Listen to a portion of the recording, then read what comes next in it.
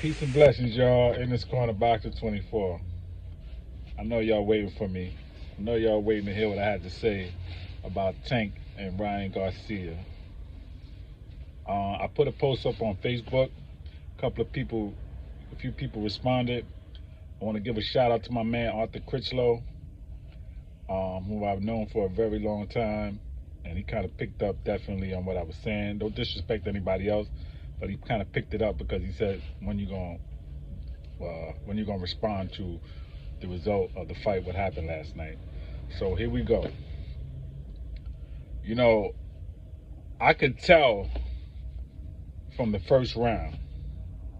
I'm not saying I thought Ryan Garcia was going to knock Tank out. What I said was I thought he had a good chance. He had a good shot. This ain't got nothing to do with everybody got a plan until they get hit. Because if you got a real good, serious plan, and then you got a backup plan and maybe a B and a C plan, then it don't have to go that way. Mike Tyson made that comment based on his career. Everybody got a plan until they get hit, because that's what he was doing. But that's not for everybody. So let's not get that misconstrued. Okay, that's a comment that he made, and that's for him and his career. And you could use it in some examples, but not for everybody. If you got a good game plan and you got a B and C, if A don't work, then maybe you don't have to deal with that. I could see from round one, forget about the fact that they was feeling each other out. Besides that, I could see just from the body language of Tank and from the body language of Ryan that it was not going to go good. Tank was moving around. And I said before the fight, wow, that's a nice ring, man. That ring looked good. Ryan need to use that ring. He need to move around that ring from side to side, circle that ring, square circle, move around. Don't stand in front of Tank. Don't stand in front of Tank, because even though he's a little dude, he's used to fighting taller fighters, and he's used to picking people apart. Tank is very smart. He don't throw a lot of punches, but he throws accurate punches, okay? Ryan Garcia doesn't throw a lot of punches, but all his punches ain't accurate. Big difference in what I just said. Accuracy, non-accuracy. So you're standing in front of Tank. First mistake. Why is that a mistake? Because you're not defensive. You're not defensive enough to stand in front of him. Shakur Stevenson could do that. Devin Haney could possibly do that. But you cannot do that, Ryan Garcia. The other part that I saw is, why are you crouching over and turning your back to Tank? Why are you going like this? You're turning your back. You're turning sideways to him where he could punch you in the body, punch you in the head, knock you out. Like, what was you doing in there? You didn't even look like a fighter, Ryan Garcia. That was terrible. So you stand in front of Tank. You're not defensive. You threw the jab out there a little bit. But you didn't stick to it. You started going forward and becoming aggressive with a fighter that's super aggressive that wants to just pick you apart. So now you're standing in front of him. You're throwing a lazy jab. You start getting lazy with it. Then you stop throwing it. Then you're just standing there like this, trying to see what he's going to do. And so he says, you know what? Let me start pressing on the pedal. Let me start putting on the gas, right? Because you're not doing anything. You're throwing a lazy left hook. You're not setting him up with a right hand. If Tank is taking his right hand as a southpaw and he's blocking your left hand, which is your hook, why are you not throwing your right? Why are you not going under with the uppercut? Why are you not going downstairs under his right hand and hitting him to the stomach? Why are you not faking him with the right? Why are you not throwing the right? Double, boom, boom. Why are you not faking him with the right and then throwing your left hook? Why wasn't that happening? Why didn't I hear Joe Goosen, this veteran Hall of Fame trainer, saying, why are you not throwing the right hand? Throw the right. Drop the right on him, man. When he puts his arm out, knock it away. Hit him in the elbow. Hit him in the arm. Just like Calvin Ford said to Tank. He said, man, beat up his arms. Hit him anywhere you can. That's what Ryan Garcia was supposed to be doing. You don't let a smaller man measure you. Okay? No disrespect to Tank, but you don't let a smaller man measure you, man. You hit him in the elbow, hit him in the arm, make him move that hand, man. But you throw your right. You got an uppercut. You got a body. You got a stomach shot. You got a head shot, a hook. You got 4 or 5 different shots you could have been throwing while he was doing that. You could have been blocking with the left and coming with the right. What are you doing? He's a southpaw. I'm a southpaw, but southpaw is sometimes can be susceptible to certain punches too. Okay, so throw your shots. So you stand in front of Tank. You're not defensive. You're not throwing a consistent jab. You don't throw a lot of punches anyway. No movement, no footwork. You got overly aggressive, and that's why you got dropped. Why? Because you overcommitted throwing that left hook. Tank was ready for it. He weaved it, and he caught you straight. Boom. He was ready for that. He caught you with the left. Bam. And he put you down. You got right back up. Cool. You look good. But then what did you do after that? You go back to the corner. After that, a couple of rounds later, and Joe Goosen says, oh, man, that was a good round. Not, yo, man, why you not throwing the right hand? Why you not pushing his arm away? Why you not moving? Why you not utilizing the ring? Stop becoming overly aggressive. You don't stand in front of a fighter like that if you're not defensive, man. Bad game plan. So my question that I asked on Facebook is, how could he have a promoter who's a former 5-division world champion, Oscar De La Hoya, Golden Boy, one of the best fighters ever for everybody, there's no doubt about that. Former middleweight champion,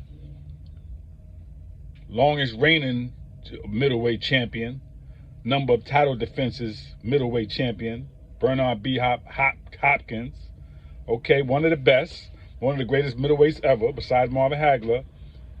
You got him, you got De La Hoya, and you got this veteran Hall of Fame trainer, Joe Goosen, and they can't give you a game plan to beat this guy? This has nothing to do with Tank. This is about what's your plan. No game plan, man. And if they gave him a game plan, he didn't listen, but I didn't hear it in the corner. I didn't hear Joe Goosen saying the right things. That's why you cannot rely on other people to say that they have more knowledge than you. Nobody has more knowledge than you just because they've never been in the ring. I've never been in a professional ring. But does that mean I don't know boxing? I don't have boxing knowledge? Absolutely not. I got boxing knowledge. I know what I saw from the first round. I saw the body language. I said, he's not going to do nothing because you're standing right in front of this man. And you ain't doing that. You're not aggressive. You're not stepping into him. You're not stepping into him with an elbow and throwing your shots. Throwing your shots. You know what I'm saying? Throwing your jab. Being consistent with your jab. If you've been consistent with your jab, you set your right up. Then you set your hook up. Your hook shouldn't have been the first thing you trying to throw. Then you throwing it and you turning your whole body around. You bending, you crouching, you bending over, and you putting your back to Tank and you like this. What was that? So I guess maybe when they were spying on Ryan Garcia in his camp, that's what they were seeing. And they already seen fights where he's done that, throwing punches with his eyes closed and all that. This is all what was said. So then my question is this to everybody. Is Tank a great fighter or a good fighter? I say he's very good. I'm not going to say great because you got to base it on his opponents.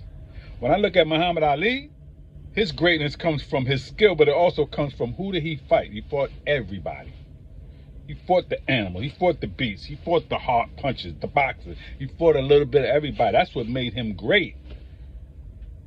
Sugar Ray Robinson, he fought the best. That's what made him great. Joe Louis. Okay, that's what made these fighters great. Marvin Hagler. He fought the best. Sugar Ray, Tommy Hearns, Duran. He fought the best. That's what make you great. It has to be, your resume has to be a part of that. I can't give him that with his resume, Tank. There's no disrespect. I'm not taking nothing away from Tank. He got a lot of skill. But you can't tell me, based on Leo Santa Cruz, based on Mario Barrios, based on Raleigh Romero, Hector Luis Garcia, and then based on Ryan Garcia now, that's a great resume. It's not. Leo Santa Cruz was a bantam. It was a 118-pounder. Moved up to 126. No power. And he actually had the best. He's the one that actually hit Tank the most. Combinations and everything. Because he got good boxing skills. But he didn't have enough to keep Tank off. You can't give him no credit for that. Mario Barrios, same thing like Ryan Garcia. Don't know how to use his height. Backing up. letting a small man back you up, letting them measure you. Same identical fight. Just stop them with a different punch. But identical fight with a taller fighter. Rolly Romero's sloppy. No boxing skills, no fundamentals. Same thing he said about Ryan Garcia. So my thing is, again, Hector Luis Garcia had some skill, but no power to keep Tank off. But again, what did he do? Stand right in front of Tank. Why are you standing in front of him if you're not defensive like that? You wasn't going to do that to Tank what you did with Chris Colbert. You got away with that. And with Gutierrez. They're not defensive. Right? You was able to do that, but you wasn't going to do that with Tank. I'm just saying. Tank has to get into a fight where you wonder if he's going to win or not. All these fights where you just know he's going to win. And then here's my other question. If he knew, and he said it, and they said it, that Ryan Garcia didn't have the fundamentals, he didn't have the basic skills, then basically they knew he was going to win anyway. So where's the challenge in that? In order to get to the next level, man, I need to be challenged. I might even need to be hurt to see. Maybe I don't have to be hurt, but I need to have some kind of challenge. In boxing, you got to be challenged some kind of way. If Floyd Mayweather wouldn't have got cracked and hurt by Shane Mosley, he would have never known for the rest of his career what he's made of. If he wouldn't have got tapped up a few times by Chop Chop Corley, he would have never known what he had. If he wouldn't have got dropped, even though it wasn't called, by Zab Judah, he wouldn't have really know what he had. You have to go through some adversity, man, in the ring to see what you really have. Otherwise, you don't know. You're just going through dudes, and then when you get to that point, and then you get that fight in front of you that you can't hurt, you can't outpunch, then it's like, damn, man, what did I really do in my career? Who did I really face?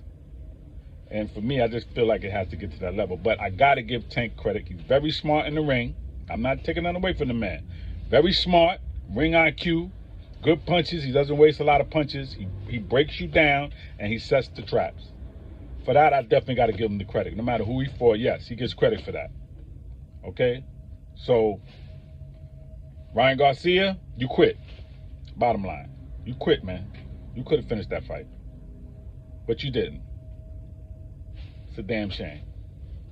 De La Hoya, you 0-2. You had Gilberto Ramirez against Bivol, undefeated fighter. You said he was going to win. Bivol dismantled him. And now Tank did the same thing to Ryan Garcia. Your best two fighters. You got Virgil Ortiz, who can't seem to stay healthy for whatever physical reason is going on. Fight canceled again with Stanionis. So, I don't know, man. Y'all got to get it together over there, Golden Boy.